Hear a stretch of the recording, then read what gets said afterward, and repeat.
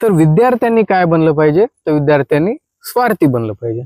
असं मी का म्हणत आहे, तर विद्यार्थ्यांनी काही दिवस आता स्वतःसाठी स्वार्थी बनलं पाहिजे. 10वी आणि 12वीच्या विद्यार्थ्यांनी. का, तर आपल्याकडे 3च महिने उरलेत आणि आपण कोणत्या बाबतीत स्वार्थी बनलं पाहिजे, आपल्या वेळेच्या बाबतीत स्वार्थी बनलं पाहिजे.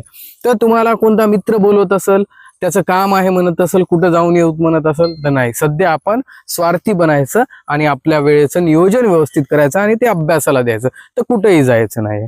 कोणते रिलेटिव्ह तुम्हाला काम सांगत असतील, तर आपण आपला स्वार्थ बघायचा की त्याच्यामध्ये आपला फायदा सध्या काही पण नाही आहे.